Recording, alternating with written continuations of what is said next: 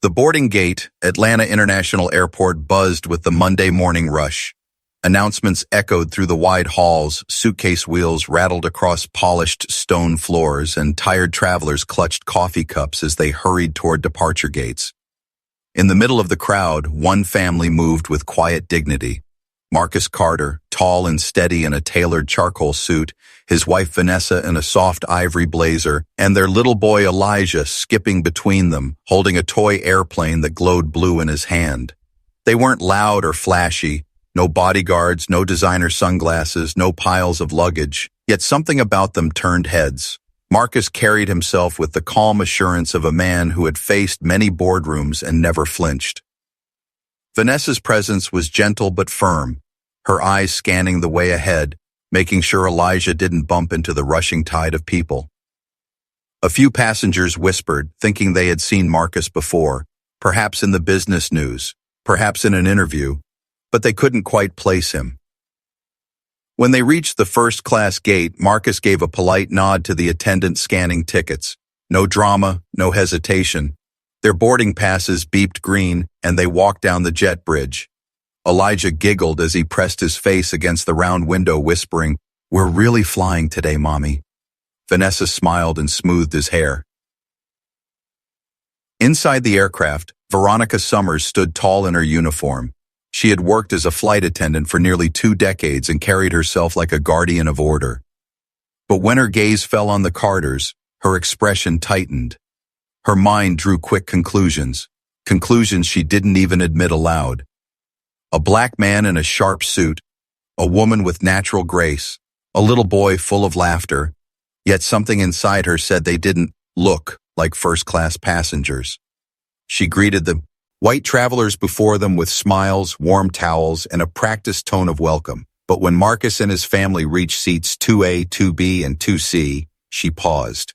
Marcus placed his bag carefully in the overhead bin, helped Elijah into his seat, and fastened the small belt around his waist. Vanessa tucked a backpack neatly at her feet. Everything about them was calm, professional, and familiar with travel. Yet Veronica didn't see that. She saw only what her bias wanted her to see, something out of place. She adjusted her collar and walked over, clipboard in hand. Her smile was forced, her voice clipped with authority. "Excuse me, sir. I need to verify your tickets." Marcus looked up, his face calm, his voice steady. "Of course." He reached into his jacket and handed over 3 printed passes. Each was clearly marked. First class, seats 2A, 2C. Vanessa's eyes narrowed slightly. She felt the weight of the moment, the subtle difference in tone, the absence of the polite phrases given to others. Elijah, oblivious, tapped the button on his seat with delight. Veronica scanned the tickets again and again as though expecting them to be fake. Her brow furrowed. She gave no "thank you for your cooperation," no kind nod. Instead, she said in a cold tone, "I'll need to confirm this with ground control." Marcus met her eyes, unshaken. He had seen this before. He placed a reassuring hand over his wife's. "It's all right," he whispered softly. "Let me handle it." Veronica turned briskly and walked toward the galley, her thoughts spinning. In her mind, the tickets might have been real, but her instincts told her something else. She didn't yet realize that this was no ordinary family, and that her judgment was leading her toward a mistake that would change everything. The confrontation. Veronica stood in the narrow galley, gripping the phone as if it were a lifeline. Her voice was low but sharp when she called ground control. "Passenger verification request, first-class cabin, 3 tickets under the name Carter." Within seconds, the answer came. Confirmed. Booked 3 weeks ago. Black Amex payment. No issues. The agent's tone carried a hint of surprise, as if wondering why such a question was even raised. But Veronica didn't hang up with relief. Instead, her chest tightened. Something inside her resisted the truth. She closed the line quickly, muttering to herself, "I'll see for myself." When she returned to the cabin, her heels clicking against the floor, Marcus was still seated calmly with Elijah beside him. Vanessa's posture was straighter now, her eyes firm, protective. Veronica stopped by their row, holding the tickets like evidence. Passengers nearby sensed the tension. Forks paused, newspapers lowered, whispers stirred like a ripple through calm water. "Sir, I need you and your family to wait outside the aircraft until this is sorted." Her words were clipped, cold, delivered loud enough for the front rows to hear. Vanessa inhaled sharply, her hand tightening around Elijah's small fingers. The little boy looked up, confused. "Mommy, did we do something wrong?" His innocent voice cut through the heavy silence like a blade. Marcus's calm didn't waver. He looked directly at Veronica, his tone even but strong. "We have valid tickets. We are seated where we belong. There is nothing to sort." But Veronica's jaw stiffened. "Sir, I'm asking you to cooperate. Don't make this difficult." She glanced sideways at another attendant, signaling for backup. A few passengers shifted uncomfortably in their seats. Some turned away, unwilling to interfere, while others frowned, recognizing the injustice playing out before them. Vanessa finally spoke, her voice low but edged with hurt. "Why are we being treated differently? You greeted the others with smiles and towels. Why not us?"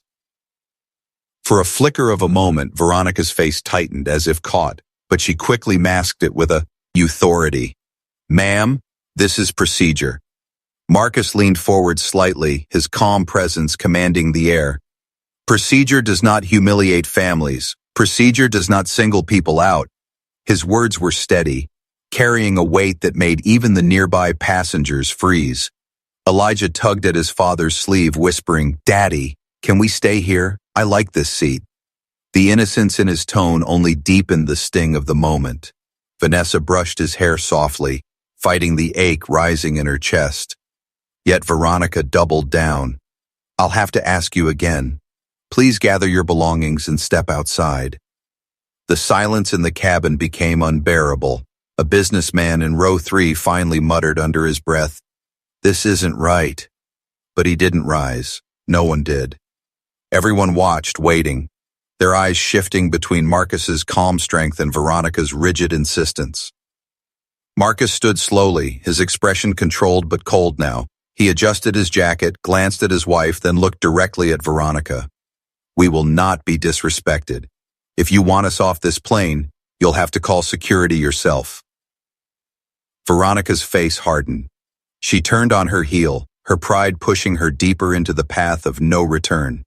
As she marched to the intercom, the passengers sat in tense silence, aware they were witnessing something that should never have happened, but powerless or too afraid to speak louder. Vanessa exhaled, her hand trembling as she held Elijah close. Marcus reached for her hand under the armrest, his voice steady, his eyes unwavering. "This isn't the first time," he whispered, "but it may be the last." Forced off the plane, the intercom crackled. Veronica's voice, sharp and clipped, rang through the cabin. "Security to Gate 3, immediate assistance required." The words felt heavier than they should have. It wasn't a safety call. It was pride disguised as protocol. Passengers stirred uneasily, whispers swelling like a storm cloud. Marcus remained seated, his posture straight, his hand steady on Elijah's shoulder. Vanessa's chest rose and fell as she fought to maintain her composure. Elijah pressed closer to his father, his toy airplane clutched tightly. "Daddy, are they mad at us?" he whispered.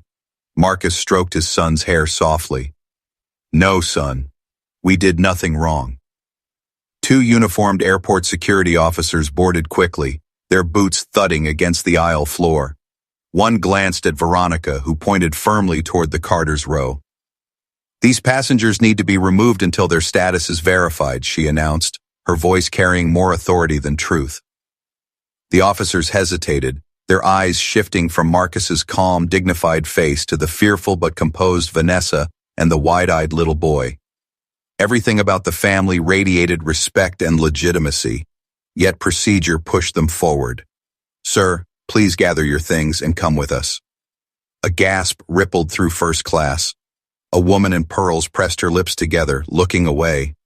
A young man in business casual muttered, "This is ridiculous," but said nothing louder. Silence once again shielded injustice. Marcus rose slowly, deliberate, as if to remind everyone he would not be rushed into shame. He buttoned his jacket, lifted Elijah into his arms, and turned to Vanessa. Her eyes shone with tears she refused to let fall. Together they collected their bags with quiet dignity. As they stepped into the aisle, Elijah's small voice broke the silence. "Mommy, did we do something bad? Why can't we sit here?" His innocent question struck harder than any protest. Vanessa kissed the top of his head, whispering, "No, baby, you did nothing wrong." Passengers watched, some with guilt, some with pity, but no one intervened. Marcus walked with measured steps toward the exit, his family beside him. Veronica stood stiffly near the galley, her chin high, as though convinced she had defended the sanctity of first class. Yet up inside, a flicker of unease began to burn. At the doorway, Marcus paused. He looked back at the silent rows of eyes watching him, then at Veronica. His gaze was not angry, it was steady, resolute, the kind of gaze that unsettles because it holds truth without needing words. Then he stepped off the plane. The jet bridge felt colder than the cabin. The officers led them toward the gate area, but Marcus's stride never faltered. Vanessa's hand was tight around his, and Elijah leaned his head against his father's shoulder, still confused, still innocent. Behind them, whispers grew louder in the cabin. "They had tickets. I saw them. Why would she do that? That family didn't deserve this." Seeds of doubt began to spread, though no one had spoken soon enough to stop it. Veronica, still inside, tried to shake the tension from her shoulders. She told herself it was right, it was her job, it was just procedure. But the truth lingered in her chest, heavy and undeniable. Something inside her warned. She had made a mistake she could never take back. The truth spreads. The gate area was crowded with restless travelers, some tapping their phones, others sipping coffee, waiting for boarding groups to be called. When the Carters emerged from the jet bridge with security officers, the air shifted. Heads turned, murmurs rose. It wasn't often a whole family was escorted out of first class. Marcus walked tall, Elijah resting quietly against his shoulder, Vanessa at his side with unspoken strength. The security officer spoke softly, as if embarrassed by the task. "We're just following instructions, sir," one muttered. Marcus nodded without anger. "I understand. Thank you." His calm unsettled even them. Near the boarding counter, a woman with a press badge around her neck looked up sharply. Her eyes widened with recognition. She had written about him months ago, Marcus Carter, too. He visionary behind Skylux Airways, a man whose story had inspired entrepreneurs across the country. She quickly pulled out her phone, pressing record as whispers buzzed around. Passengers began to murmur louder now. "Isn't that the CEO? I've seen him on the cover of Business Weekly. Wait, doesn't he own this airline?" The realization rippled like fire through dry grass. Vanessa held Elijah's hand, her composure steady, though the hurt in her eyes was unmistakable. Marcus stepped to the counter calmly, placing their boarding passes on the surface. "These are our seats. They were purchased weeks ago, paid in full." His voice was not raised, but its weight made the gate attendant straighten instantly. The attendant's fingers trembled as she typed into the system. The screen lit up with confirmation. "Carter family, first class, seats 2A, 2B, 2C. No errors, no issues." She swallowed hard, her voice nearly cracking. "Mr. Carter, everything is valid. She froze, realizing exactly who he was. The journalist's camera caught every moment. Marcus's dignity, the staff's sudden panic, the restless crowd realizing the injustice they had just witnessed. Phones began lifting everywhere. This wasn't just a mistake anymore. It was a scandal. Back on the aircraft, Veronica tapped her pen against her clipboard, trying to shake the unease. But then a call came through her earpiece. The supervisor's tone was sharp. "Veronica Summers, report immediately. Do you realize who you just removed from first class?" Her blood ran cold. "What do you mean?" she whispered. "Marcus Carter," the voice snapped. "The CEO of Skylux Airways. The man who owns the very airline you are serving on. Cameras are rolling. Passengers are talking. This is not just a complaint. It's about to become front-page news." Veronica's face drained of color. Her pride, once ironclad, cracked like thin glass. She had believed she was defending standards, protecting order. Instead, she had humiliated the very man who had built the company she worked for, the man whose decisions shaped her career. At the gate, Marcus bent down to Elijah's level, smoothing the boy's curls. You did nothing wrong, son. Sometimes people treat us unfairly, but we must never let it make us small. His words carried for those around him to hear, planting something deeper than anger, respect. The crowd grew louder now, passengers voicing their frustration. This was discrimination. He had the right tickets. Shameful. The journalist's camera kept rolling, capturing the moment truth could no longer be hidden. And in that charged silence, Veronica knew her decision had not just embarrassed a family. It had lit a fire that would burn through the walls of the entire airline. Instant karma, the gate area buzzed like a hive. Cameras were raised high now, passengers whispering and pointing, the video feeds already spreading across social media. Within minutes, executives from Skylux Airways rushed toward the scene, their faces pale with urgency. Suits, badges, polished shoes, they came not as calm professionals, but as people desperate to contain a fire already out of control. The first to reach Marcus was a vice president, his tie slightly askew from running. "Mr. Carter, sir, we are so terribly sorry," he stammered, breathless. He bent almost into a bow, his eyes darting between Marcus, Vanessa, and the growing sea of phones recording every second. This should never have happened. Vanessa held Elijah close, her expression a quiet storm. Marcus stood tall, not raising his voice, not needing to. His silence alone carried weight heavier than the executive's frantic apologies. Finally, he spoke. "My family bought tickets. We boarded with respect. And yet we were humiliated, not because of a system error, but because of judgment." The VP swallowed, nodding furiously. "Yes, sir, yes, it will be addressed immediately." Passengers applauded lightly, a murmur of agreement rolling through. Reached the gate area. The journalist filming caught every angle. The nervous executives, the dignified family, the small boy clutching his toy plane, confused but brave. Veronica appeared at the edge of the crowd, her face drained, her uniform suddenly feeling like a costume too heavy to wear. She wanted to disappear, but the whispers were louder now. That's her. She kicked them off. She treated them like criminals. Shame wrapped around her tighter than any uniform protocol. Elijah tugged at his father's hand. "Daddy, can we go home? I don't like this anymore." His small voice silenced the crowd for a heartbeat. Vanessa bent low, brushing his cheek. "Soon, baby. Very soon." Marcus looked at the executives, his voice steady, clear. "This is not just about us. Every passenger deserves dignity. Every family deserves respect. One person's bias cannot become an airline shame."